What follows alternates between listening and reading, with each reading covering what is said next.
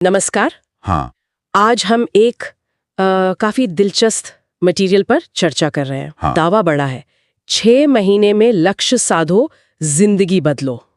6 महीने, ये सुनने में इंटरेस्टिंग लगता है। हाँ, क्योंकि हम सब जानते हैं, शुरू तो करते हैं जोश में, पर फिर गाड़ी अक्सर पटरी से उतर जाती है। बिल्कुल, लंबे प्लान्स अक्सर डरा देते हैं। शायद ये 6 महीने का फ्रेमवर्क, वो जो एक तय समय सीमा है, वो मदद कर सकती है। देखते हैं इसमें है क्या।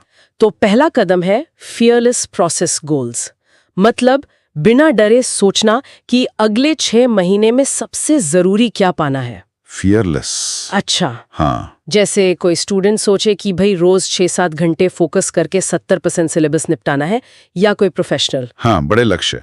अपने सालाना टारगेट का बड़ा हिस्सा इन्हीं 6 महीनों में पूरा कर ले।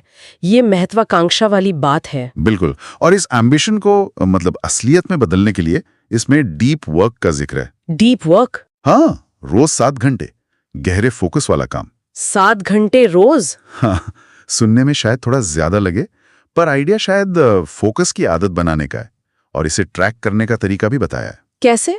एक पॉइंट सिस्टम है। हर 2 घंटे फोकस के लिए 1 पॉइंट, और जो 7वां घंटा है उसके लिए अलग से 1 पॉइंट। अच्छा, वो एक्स्ट्रा एफर्ट के लिए? हाँ, क्योंकि वो दिन का सबसे मुश्किल होता है अक्सर, तो दिन के कुल 4 पॉइंट्स। बाप रे, 7 घंटे रोज, ये सुनने में पहाड़ जैसा है।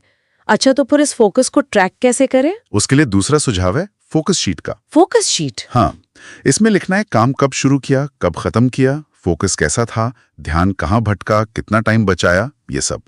काफी डिटेल्ड है। और इसी शीट की दूसरी तरफ डेली विन्स लिखने हैं। डेली विन्स मतलब दिन की छोटी जीतें? एग्जैक्टली, जैसे आज फोकस अच्छा रहा, या वो मुश्किल प्रॉब्लम सॉल्व हो गई, छोटी छोटी चीजें। अच्छा, ये मनोवैज्ञानिक रूप से बड़ा पावरफुल है।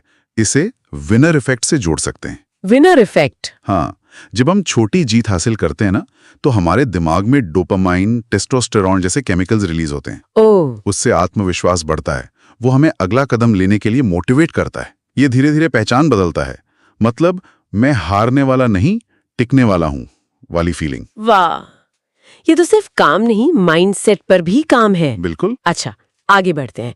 इसमें 3 आम जहरीली आदतें पहचानने को कहा है, जैसे फोन की लत, चिंता करना, टालमटोल। हाँ, जो हम सबको होती हैं थोड़ी बहुत। सही कहा।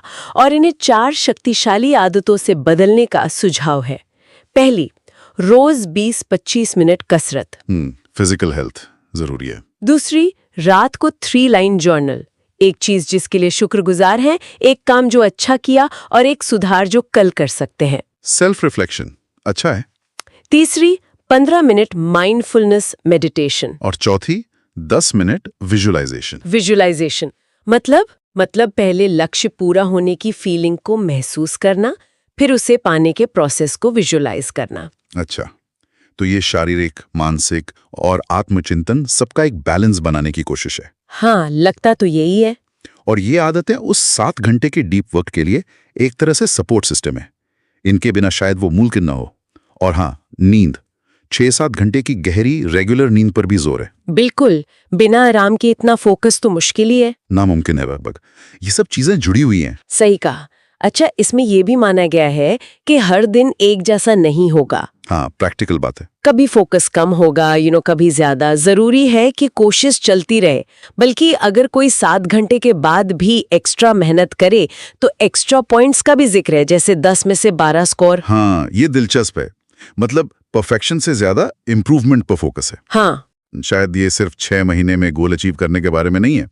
ये अगले कई सालों के लिए अपनी पहचान, अपनी क्षमता को बदलने का एक मौका है। जैसे स्वामी विवेकानंद ने कहा था ना, मन को जीतना है तो शरीर, सांस, विचार, इन सबको साधना होगा। ये प्लान एक तरह से उन्हीं चीजों को साथ लाने की कोशिश कर रहा है। तो कुल मिलाकर इस मटेरियल का सार यही लगता है कि 6 महीने की फोकस्ड, डिसिप्लिन्ड और होलिस्टिक कोशिश वाकई किसी की लाइफ की डायरेक्शन बदल सकती है। हाँ, आत्म छवि भी। सही बात सिर्फ लक्ष्य चुनने की नहीं, बल्कि उसके लिए खुद को पूरी तरह से झोंक देने की है, एक सिस्टम के साथ। बिल्कुल। और जाते जाते एक सवाल छोड़ जाते हैं सोचने के लिए। हाँ, हम कितनी आसानी से अपनी बनाई हुई लिमिट्स को सच मान लेते हैं। अगर सिर्फ 6 महीने की ऐसी कोशिश इतना कुछ बदल सकती है, तो हमारी असली क्षमता क्या हो सकती है, जिसे हमने शायद कभी टेस्ट ही नहीं किया।